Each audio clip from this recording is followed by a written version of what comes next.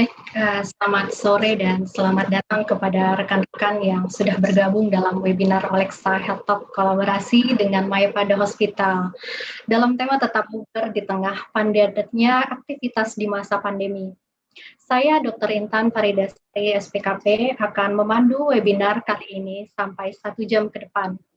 Semoga dengan adanya webinar ini kita semua mendapatkan pencerahan tentang gaya hidup yang lebih sehat untuk mengatasi berbagai keluhan seperti sakit pinggang, sakit punggung, badan pegal-pegal saat bangun tidur, bad mood, dan yang lainnya.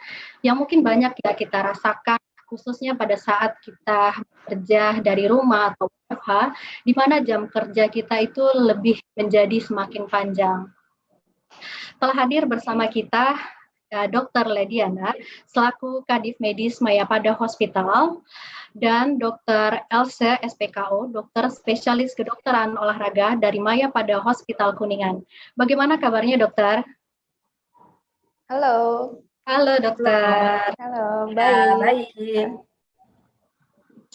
Baik, sebelum memulai acara saya akan membacakan rangkaian dari kegiatan ya, pembukaan, kemudian selanjutnya dilakukan pengenalan profil Mayapada Hospital, dan materi tetap bugar di tengah padatnya aktivitas di masa pandemi, dilanjutkan dengan sesi tanya-jawab, setelah itu kita lakukan review dan penutup. Baik, selanjutnya kami persilahkan untuk Dr. Lediana untuk sebagai perkenalan dari profil Mayapada Hospital. Saya persilahkan. Baik, terima kasih Dr. Intan. Selamat siang rekan-rekan semuanya. Begitu juga saya menyampaikan selamat siang kepada Dr. Else. Ini sore ternyata ya, sudah jam 4 ya. Sore, betul. Ya, selamat sore. Saya Dr. Lediana Tambukolon sebagai Kepala Divisi Medis dari Mayapada Hospital Kuningan. Mungkin sharing sedikit ya tentang apa sih Mayapada Hospital Kuningan dan apa yang pelayanan apa yang bisa kita layani. Izin saya share screen sebentar, boleh ya, Dr. Intan? Iya, silahkan. Oke.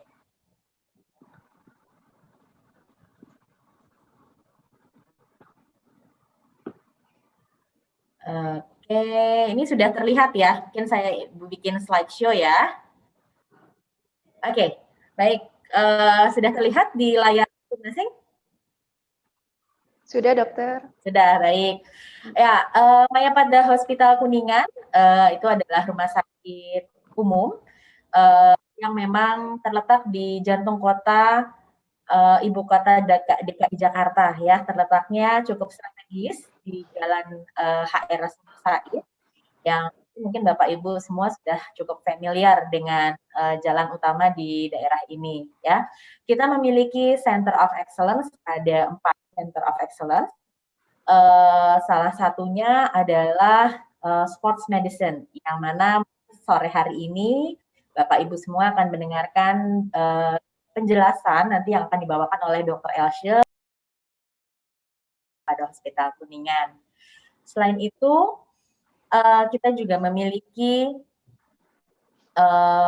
Center of Excellence lainnya adalah Ibu dan Anak atau Women and Children dengan cukup banyak dokter obstetrik, ada kurang lebih 10 berpraktek Senin sampai Sabtu.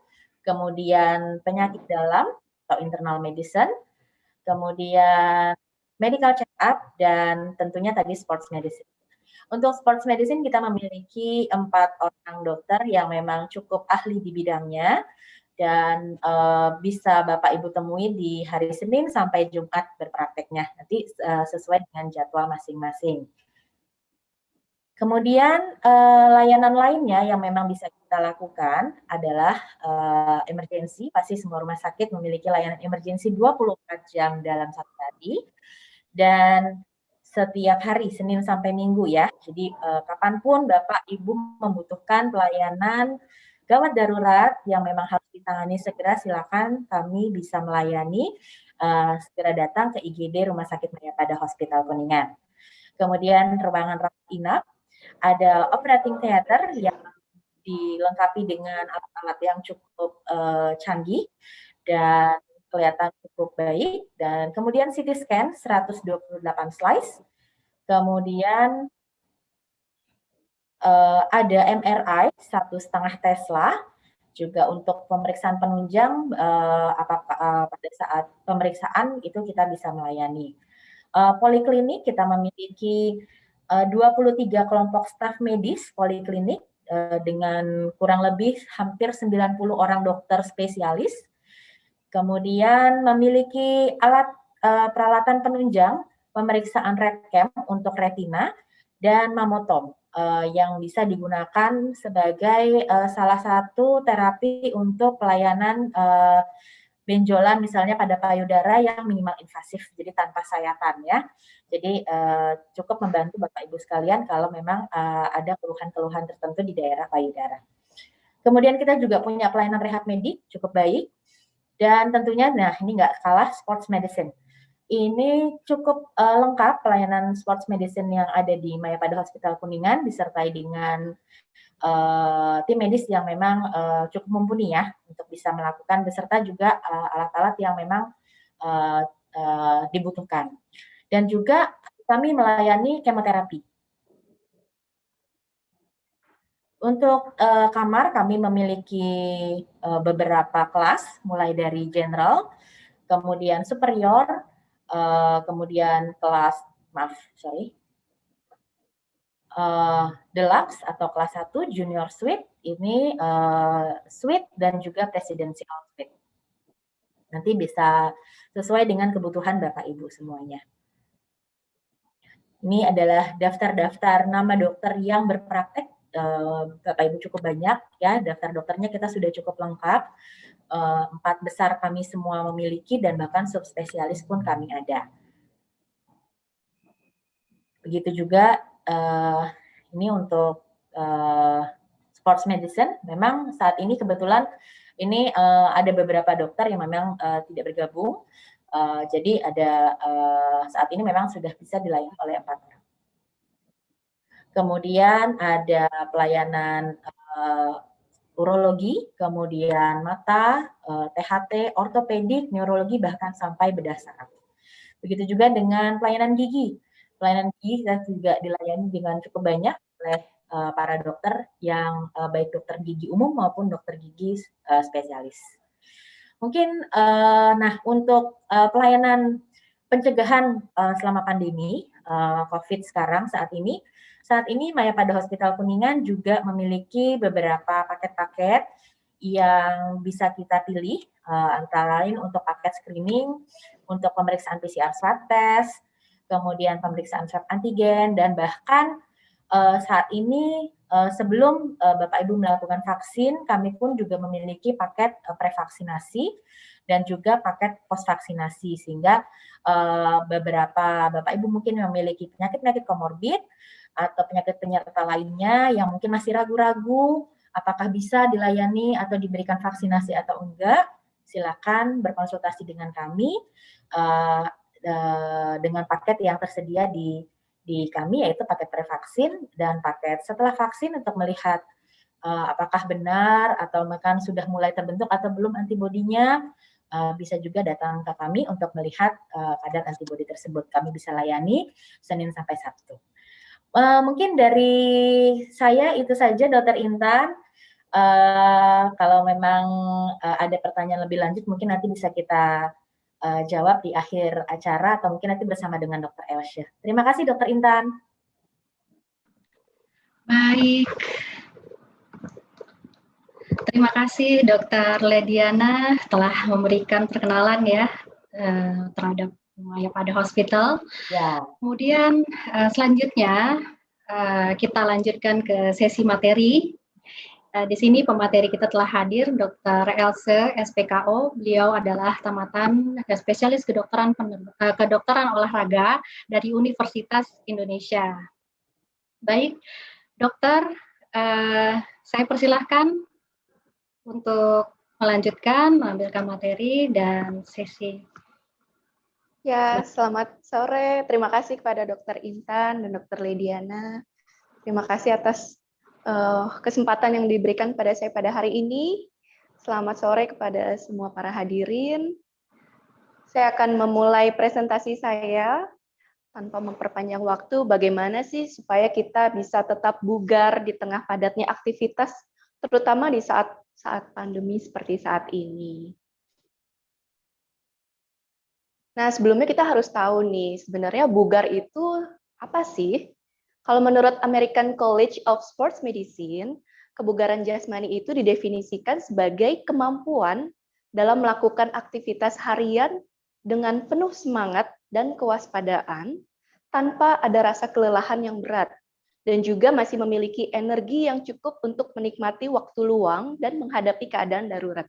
Jadi kalau kita pulang kerja atau selesai beraktivitas harian di kantor atau mungkin kegiatan lainnya, masih pulang masih memiliki energi untuk happy-happy nih menikmati waktu luang, berarti ada kemungkinan kita masih bugar. Tapi kalau udah capek, nggak ada rasa semangat, berarti itu salah satu tanda berarti tubuh kita itu kurang bugar.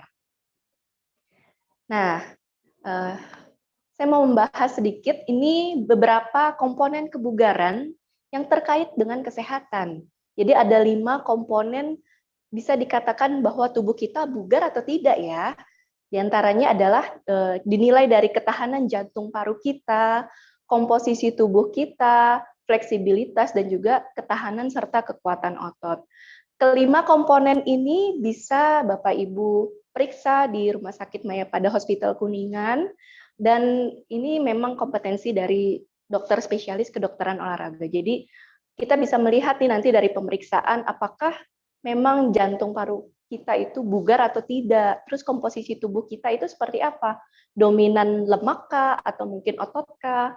Mungkin terlihat tubuh kita itu ideal, tapi belum tentu komposisi tubuh kita itu sesuai dengan kebugaran yang dimaksud. Misalnya dengan ideal range antara misalnya BMI-nya 18,5 sampai 22. Lalu ternyata setelah diukur dan ditimbang, ternyata lebih dominan lemak nih daripada otot. Berarti itu bisa dikatakan tubuhnya sedikit kurang bugar.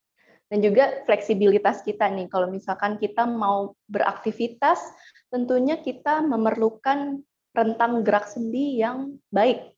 Kalau kita tidak mempunyai rentang gerak sendi yang baik, tentunya kita mudah sekali terkena cedera.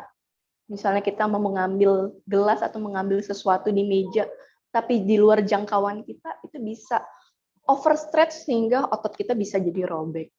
Tentunya juga kita perlu otot yang kuat untuk melakukan aktivitas harian kita. Kalau kita ototnya nggak kuat, mengangkat sesuatu aja yang nggak terlalu berat pun bisa menyebabkan cedera tentunya. Nah, semuanya ini perlu diperiksa lebih lanjut nih, Bapak atau Ibu, ke dokter spesialis kedokteran olahraga. Nah, bagaimana sih tips supaya kita bisa hidup melakukan aktivitas fisik dengan bugar? Tentunya kita harus memperhatikan dari makanan dan asupan minuman kita ya. Kita harus mempunyai diet yang sehat dan juga seimbang. Tentunya selain makanan dan minuman itu kita perhatikan, kita harus hidupnya juga aktif. Dan juga tentu harus melakukan latihan fisik secara teratur. Dan selain itu juga kita sebaiknya menghindari gaya hidup yang kurang sehat, misalnya merokok atau konsumsi minuman beralkohol, itu sebaiknya dihindari.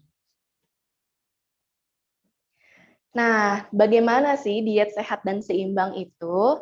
Sebaiknya kalau kita makan dalam satu hari itu tetap memiliki kandungan diantaranya seperti karbohidrat, protein, lemak, dan juga vitamin dan mineral. Semuanya itu penting dan mempunyai manfaat masing-masing. Jadi jangan sampai sekarang ini kan banyak ya beredar diet-diet yang di luar. Misalnya saya mau makan protein saja, dok. Katanya buat nurunin berat badan. Nah, itu sebaiknya tidak disarankan ya. Tetap kita harus konsumsi juga nih, karbohidrat juga penting. Lemak pun kita juga perlu kita konsumsi. Tentunya kita memilih lemak yang sehat ya. Nah, ini di sini sudah saya tampilkan kurang lebih kira-kira berapa banyak sih kalau sekali kita makan. Kalau kurang lebih dalam satu piring kita bagi 2, kurang lebihnya 35% dari setengah piring itu diusahakan makanannya mengandung karbohidrat. Jadi makanan pokok gitu yang warna ungu. Karbohidrat bisa nasi, saya nggak mau makan nasi dok, bosen. Boleh diganti dengan yang lain, misalnya kentang, ubi, atau mungkin mie, kue tiaw, tapi tetap harus ditakar. Lalu yang porsi warna biru itu lauk pauk, kurang lebih sekitar 15%. Lauk pauk bisa dari protein nabati maupun protein hewani.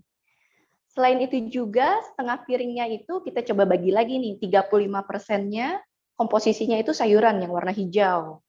Dan juga sisanya yang 15% itu buah-buahan. Jadi untuk diet itu lebih baik, sehat, dan seimbang.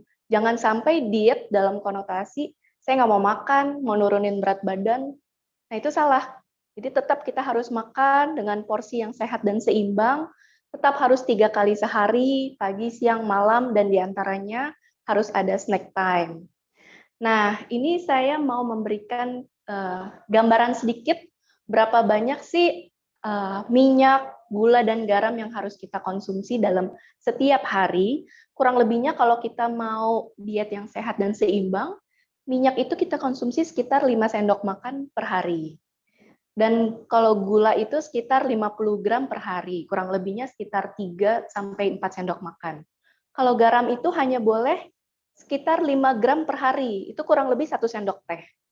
Dan jangan lupa selain itu kita juga perlu konsumsi air putih yang cukup, kurang lebihnya sekitar 6 sampai 8 gelas sehari. Jika kita beraktivitas di luar rumah yang kira-kira udaranya lagi panas nih, terik, kita boleh menambah dengan cairan isotonik. Nah, selain diet yang sehat dan seimbang, kita perlu juga memperhatikan aktivitas fisik kita seperti apa dan juga latihan fisiknya bagaimana. Karena kalau kita melakukan hidup aktif, tentunya setiap orang itu akan merasakan manfaatnya. Itu mulai dari usia yang sangat dini mungkin, usia sekolah hingga lanjut usia itu mempunyai manfaatnya. Di antaranya kalau kita melakukan hidup aktif dan juga latihan fisik secara teratur, kita dapat mempunyai waktu tidur yang lebih berkualitas. Jadi kalau yang biasanya suka sulit tidur, insomnia, dengan kita melakukan hidup aktif dan latihan fisik secara teratur, tentunya tidur kita akan lebih nyenyak. Selain itu juga tentunya mempunyai manfaat untuk kepadatan tulang kita, dapat mengontrol dari berat badan, dan juga selain itu kita dapat menurunkan nih risiko penyakit bila kita mempunyai berat badan berlebih, misalnya penyakit diabetes atau kencing manis. Terus juga kita bisa yang buat tekanan darahnya tinggi dapat bisa dikontrol dengan hidup aktif. Kita bisa nurunin obatnya, mungkin dosis obatnya nanti kalau misalnya sudah terkontrol, nah nanti dosis obat itu sebaiknya tetap dikonsultasikan ke dokter spesialis penyakit dalam ya. Selain itu juga kalau kita hidup aktif, kita dapat menurunkan kadar kolesterol. Jadi yang punya kadar kolesterolnya tinggi, sebaiknya tetap dilakukan hidup aktif.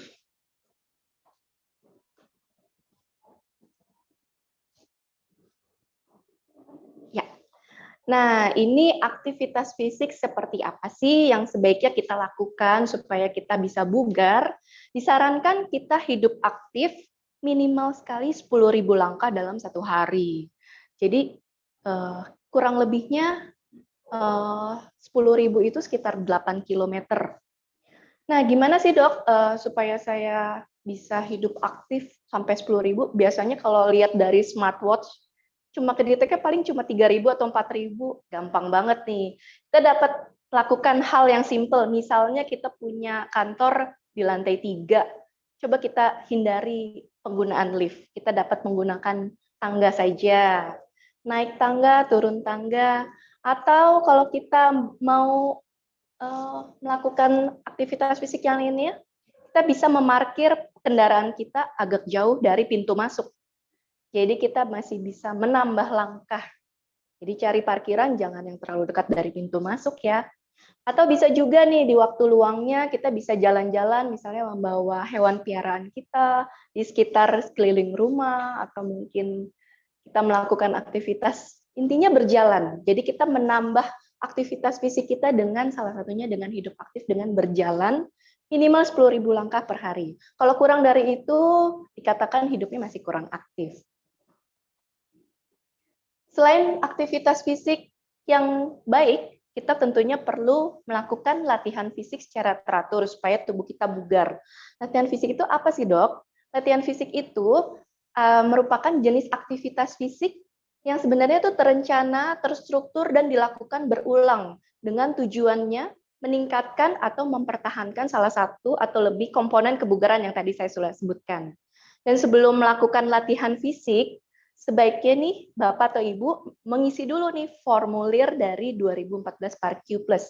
Jadi ini PARQ Plus itu kesiapan dari tubuh seseorang melakukan latihan fisik secara aman. Nah, ini kan ada kuesionernya nih, ada pertanyaan. Ada beberapa pertanyaan, ada 7 pertanyaan ya. Jadi misalnya nih, apakah Anda memiliki riwayat penyakit jantung atau mungkin tekanan darah tinggi? Jika jawabannya iya, sebaiknya sebelum memulai latihan fisik perlu dikonsultasikan terlebih dahulu ke dokter olahraga. Atau mungkin pernah merasakan nyeri di dadanya saat beraktivitas, atau mungkin saat diam saja, atau mungkin suka pusing atau hilang keseimbangan dalam 1 tahun terakhir, atau mungkin ketika didiagnosis oleh dokter mempunyai penyakit lain yang kronis selain penyakit jantung. Nah, itu juga sebaiknya harus konsultasi terlebih dahulu untuk melakukan latihan fisik yang aman ke dokter spesialis kedokteran olahraga. Atau mungkin juga mempunyai suka sakit-sakit sendi. Oh, saya sakit ya sendinya dok, cuma jalan sebentar aja nyeri gitu. Nah, itu jangan langsung melakukan latihan fisik secara mandiri, karena sangat mudah beresiko terkena cedera. Nah, latihan fisik apa sih? Misalnya yang dari pertanyaan tadi nih, kita jawabnya semuanya, enggak, saya nggak punya penyakit dok, saya nggak pernah mengalami pusing, nggak pernah sesak nafas. Ya, pokoknya itu semua kuesioner tadi, tidak ada pertanyaan yes. Kalau misalkan tadi ada satu pertanyaan yang yes, kita wajib untuk berkonsultasi ke dokter olahraga. Jika tidak ada, kita boleh nih memulai latihan fisik secara mandiri. Di antaranya kita melakukan latihan aerobik. Latihan aerobik di sini bisa seperti dance atau senam, bisa bersepeda, bisa juga berjalan. Dan itu sebaiknya kita lakukan minimal 3 kali dalam seminggu. Dengan durasi waktunya sekitar 30 menit setiap kali latihan. Dan juga intensitasnya harus diperhatikan nih. Sebaiknya juga intensitas kalau belum pernah, dimulai dari intensitas yang ringan terlebih dahulu. Nanti boleh ditingkatkan secara bertahap hingga intensitasnya sedang. Gimana sih intensitas itu, dok? Intensitas itu tuh seperti berapa berat sih kita melakukan latihan fisik ataupun olahraga. Jadi misalnya kalau kita melakukan latihan fisiknya masih bisa ngobrol, masih bisa nyanyi, itu berarti termasuk intensitasnya ringan. Kalau kita udah nggak bisa nyanyi, tapi masih bisa ngobrol, itu udah masuk intensitasnya sedang. Jadi kalau kita udah nggak bisa nyanyi, terus ngobrol juga udah sepatah-sepatah, bikin satu kalimat juga nggak mampu, udah ngos-ngosan berarti intensitas sudah terlalu tinggi. Sebaiknya diturunkan. Nah, ini saya memberikan contoh latihan aerobik dengan misalnya nih, saya nggak punya waktu dok, kayaknya kerja di kantor, duduk melulu ya.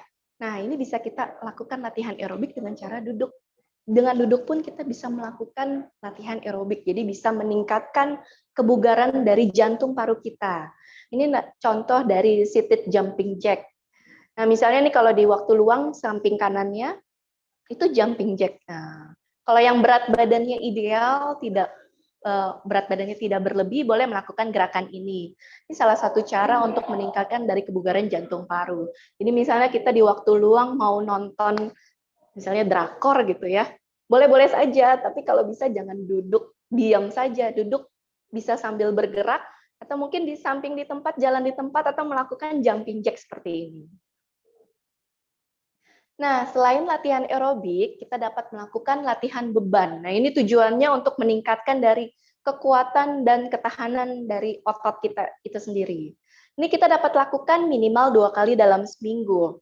Jadi kita dapat lakukan sekitar 1 hingga 3 set, setiap setnya dapat dilakukan sekitar 10 repetisi atau 10 pengulangan.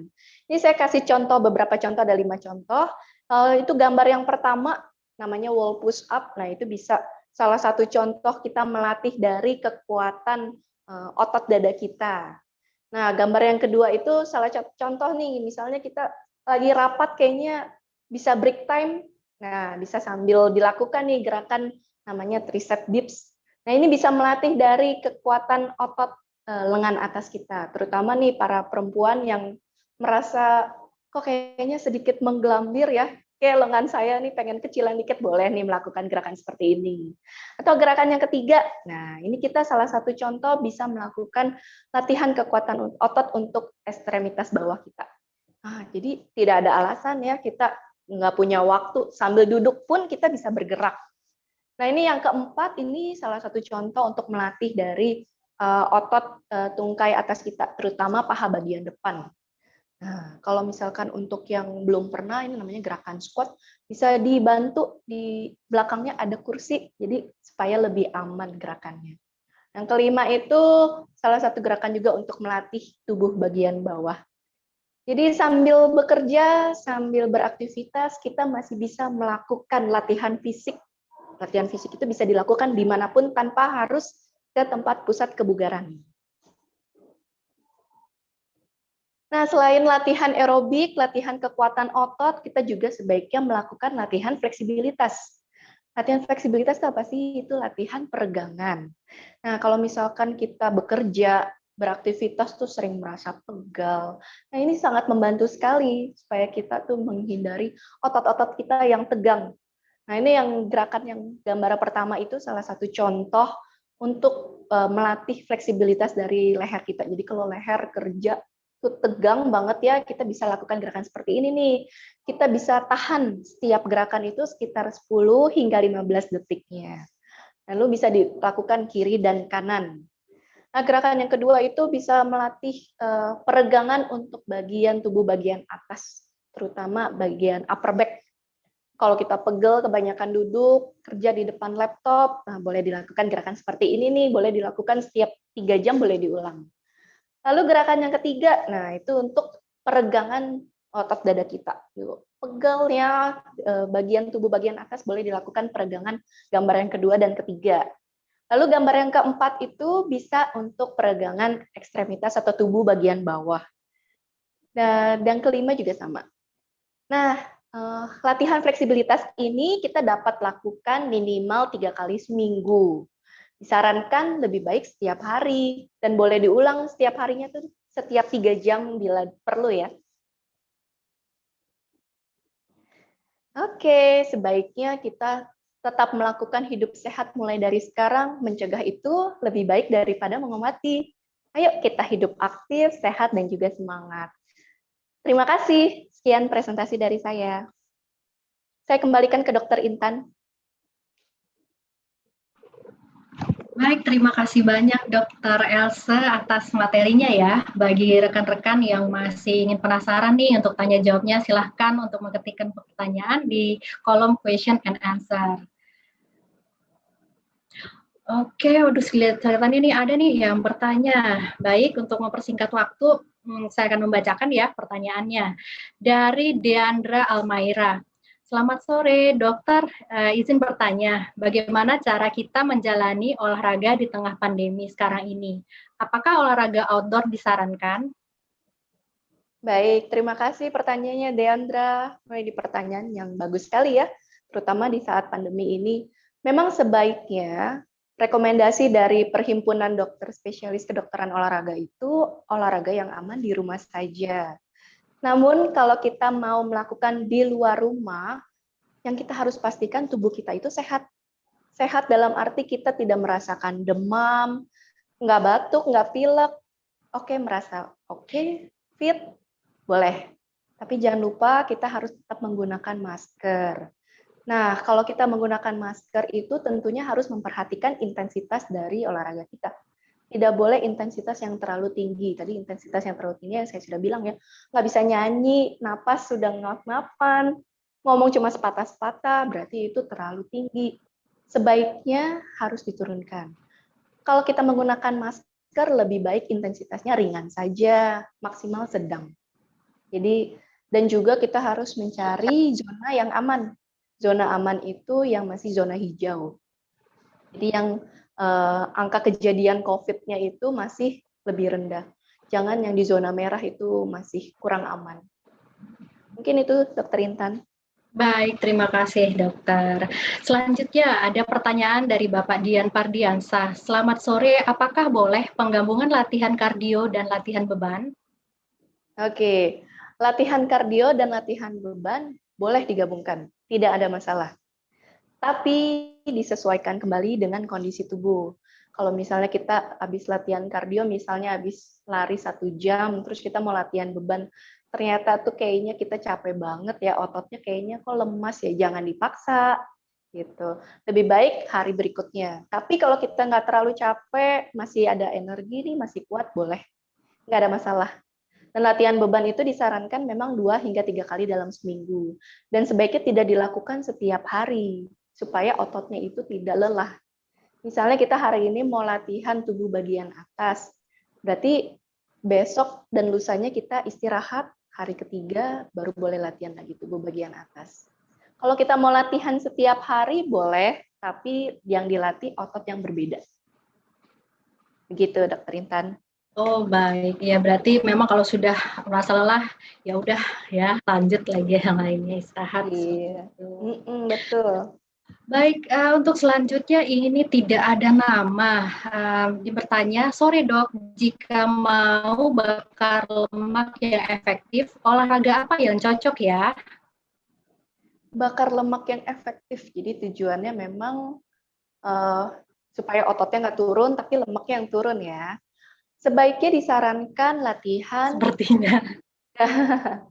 minimal itu 3 kali dalam seminggu olahraganya. Lalu durasinya minimal 30 menit.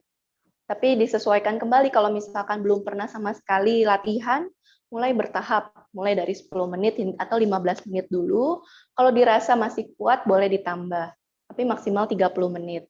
Nanti setelah itu ditingkatkan secara bertahap, boleh maksimal 1 jam. Biasanya pembakaran lemak itu terjadi setelah 30 menit latihan. Jadi 30 menit pertama itu baru yang dibakar adalah karbohidrat kita, jadi gula. Jadi sebelum latihan itu kalau kita mau makan, nggak ada masalah, karena yang dibakar itu energinya dari karbohidrat, dari gula yang sebelumnya kita konsumsi. Oh baik, baik. Nah selanjutnya pertanyaan dari Rike Kasayu, Dokter Else, seberapa penting sport message untuk menunjang kesehatan dan performance otot-otot dan sendi? Oke. Sport message itu termasuk salah satu dari recovery ya. Recovery setelah kita melakukan latihan ataupun olahraga. Jadi itu penting sekali. Misalnya kita sudah latihan 30 menit sampai 1 jam latihan, itu pasti otot kita ada sedikit robekan kecil, namanya micro tear. Nah, kalau itu bisa diperbaiki dengan cara sport massage salah satunya, atau mungkin berendam air es juga bisa untuk recovery otot-otot, supaya otot kita nggak pegal, nggak lelah, itu boleh. Nggak ada masalah, tapi dipastikan kembali tidak ada nyeri, tidak ada bengkak. Jika ada nyeri atau bengkak setelah olahraga, tidak boleh dimassage. Itu harus dikonsultasikan ke dokter olahraga. Karena kemungkinan bisa terjadi robekan atau mungkin cedera yang lain. Harus diperiksa dulu. Ya. Baik, baik. Selanjutnya ya, ada dari Bapak Felix. Apakah berenang di kolam renang umum aman dilakukan di masa pandemi? Konon katanya klorin dapat mematikan virus COVID. Apakah benar, Dok? Oke. Ya, berenang di tempat umum memang sebaiknya tidak disarankan untuk saat ini. Kalaupun pengen berenang, harus dipastikan jumlah atau kapasitas dalam satu kolam renang itu. Dan juga kita berenang dengan siapa. Misalnya di kolam pribadi ya, nggak ada masalah ya. Tapi kalau di kolam renang umum, tentunya kita harus bisa menjaga jarak. Kalau misalnya kita bisa menjaga jarak, minimal sekali 2 meter itu masih aman. Nggak ada masalah. Karena penularan COVID itu bukan dari air kolam renang, tapi dari percikan droplet, percikan air liur. Jadi kalau misalkan ada orang yang lewat berseberangan berenang sama kita, dia batuk, ternyata dia positif COVID, ya bisa menular gitu. Tapi kalau kita bisa menjaga jarak, nggak ada masalah. Tapi ya, tetap memang beresiko tinggi ya. Iya, betul, betul. Nggak mungkin juga pakai masker ya, Dok ya, sambil Iya, nggak berenang. mungkin. Ini untuk klorinnya gimana, Dokter? Ada pertanyaan, klorin dapat mematikan virus COVID. Apa benar, Dokter? Belum ada penelitian lebih lanjut sih ya, tapi memang klorin itu mematikan bakteri dan kuman-kuman yang ada di kolam renang. Oke, baik. Selanjutnya ya, ada dari Bapak Al-Kausar. Selamat sore dokter, saya pernah mendengar tentang food combining dan nampaknya masih pro kontra. Dapatkah saya mendengar pendapat dokter tentang pola makan tersebut? Food combining Food itu seperti apa combining. ya? Nggak dijelaskan ya? Nggak dijelaskan juga, mungkin seperti masukin apa, jus buah tertentu, kemudian dicampur dengan misalnya ada beras atau yang sudah jadi nasi seperti itu, mungkin ya food combining-nya yang dimaksud. Oh, mungkin maksudnya semua dijadikan satu di blender terus diminum. Untuk bisa jadi ada yang seperti itu Bisa jadi sepertinya ya, seperti food. itu ya. Atau misalnya Kalau jus jeruk, jus dimasukin jus kiwi seperti itu misalnya. kalau menurut saya, sebaiknya kalau kita makan itu lebih baik dikunyah. Jangan semuanya dijadikan satu di blender, kalau memungkinkan. Kalau tidak memungkinkan, misalnya pasien yang dirawat di ICU ya memang harus pasang selang NGT ya mau nggak mau ya. Tapi kalau kita masih sehat, masih bisa mengunyah, kunyah aja. Karena apa? Di mulut kita itu ada enzim yang baik sekali untuk pencernaan. Apalagi yang punya masalah pencernaan, saya sarankan untuk mengunyah. Jadi kalau mau makan buah, lebih baik ya buah yang utuh daripada di jus. Dan itu juga bisa kita kasih takaran. Biasanya kalau kita makan atau meminum buah yang di jus, biasanya tuh lebih banyak kalorinya dibanding kita mengunyah. Dan ternyata yang dimaksud dengan food combining yang dimaksud Bapak Al-Kausar itu adalah campuran, misalnya nih protein hewani itu tidak boleh dicampur dengan karbo gitu. Oh, oke. Ya. Kalau kayak gitu sih salah ya, itu mitos ya. Kalau yang tadi saya presentasikan, justru kita perlu sekali dalam satu porsi itu ada karbohidrat, ada protein, ada lemaknya juga, vitamin dan mineral. Jadi tidak ada masalah kalau kita menggabungkan semuanya itu. Yang penting semuanya ditakar sesuai dengan takaran yang seimbang dengan tubuh kita, kebutuhan kalori tubuh kita, nggak ada masalah. Oke, baik. Nah, selanjutnya ada pertanyaan dari Bapak Asep ya. Yang pertama, beliau menanyakan nih, definisi sehat dan bugar itu seperti apa ya, Dok ya? Oh ya, tadi sudah jelaskan di awal ya.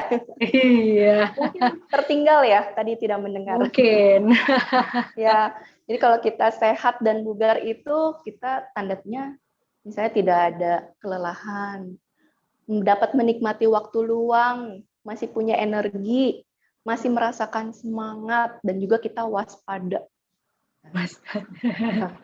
Bisa waspada, kita misalnya yang keadaan darurat itu kita masih bisa alert gitu. Oke. Nah, dan untuk menghindari bertemu dan kontak orang banyak, apakah olahraga pada malam hari itu juga bisa dianjurkan, misal jogging atau bulu tangkis misalnya, dokter? Olahraga mau pagi, siang, malam nggak ada masalah sih. Disesuaikan aja kembali dengan kondisi yang memungkinkan melakukan olahraga atau latihan fisik. Dan jangan lupa kalau kita latihan atau olahraga malam hari, harus ada jeda untuk istirahat. Karena kalau kita selesai olahraga itu masih ada pembakaran energi, biasanya kebutuhan untuk mau makan, capek, apa segala macam itu untuk istirahat sebelum tidur masih kita harus pikirkan tuh. Jadi jangan sampai terlalu jaraknya dekat dengan waktu tidur kita. Nanti kalau kita misalnya olahraganya jam 10 malam demi menghindari keramaian, habis itu kita makannya jam 11 malam, jam 12 tidur. Nah, itu akan numpuk jadi lemak. Wah, percuma dong olahraga, dokter ya? Percuma, iya. Tujuan kita kan sehat ya. Jadi memang harus pinter-pinter mengatur waktu. Nah, menyambung dari pertanyaan yang tadi, ini ada Bapak Robi Kurniawan. Beliau menanyakan, jadi berapa jam paling sedikit waktu tidur yang diperlukan sebelum melakukan long run, 10 km hingga 21 km? Olahraga, mau dia long run atau yang jarak pendek sekalipun, tetap perlu istirahat yang cukup sebelumnya. Istirahat yang cukup itu untuk orang dewasa minimal 6 jam sampai 8 jam. Dan kalau bisa memang dengan kualitas tidur yang baik. Jadi jangan sampai kita tidurnya cukup tapi sering terbangun. Nah, itu kualitasnya berarti kurang baik itu. Berarti itu harus diatur lagi apa yang harus dikaji ulang ya. Ada yang salah di mana?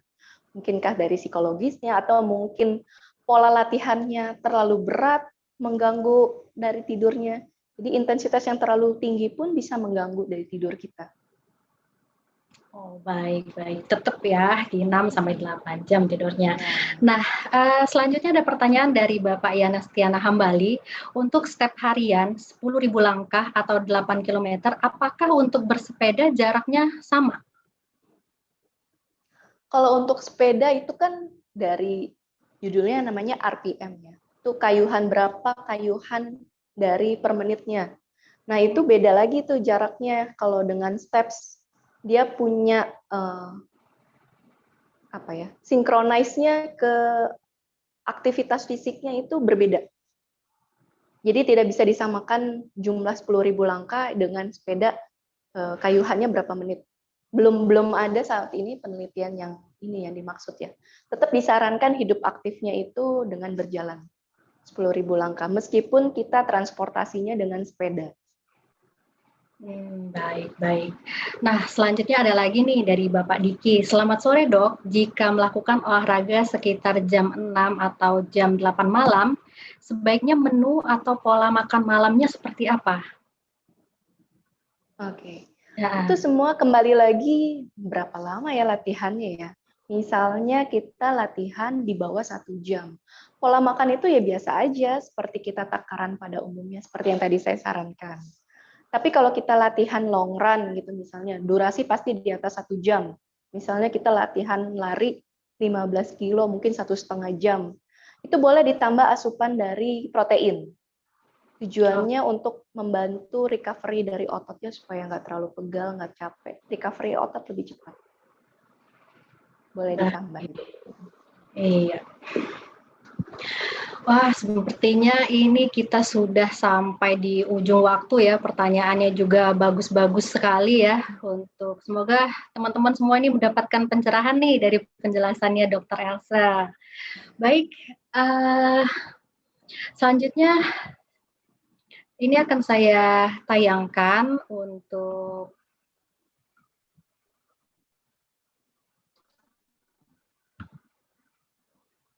sebentar. Nah, ini ya, karena kita sudah di penghujung waktu juga, seperti biasa, saya mengharapkan untuk dapat mengisi form feedback itu di bit.ly/Olexa FB5. Nah, jadi sebelum kita tutup nih, ada sedikit pengumuman ya untuk member Olexa dan karyawan Lintas Arta terkait kerjasama merchant dari Olexa Healthcare dengan KHS Wash. Nah, di sini, sebagaimana kita tahu, KHS Wash itu adalah merupakan spesialis dalam hal kebersihan di sini.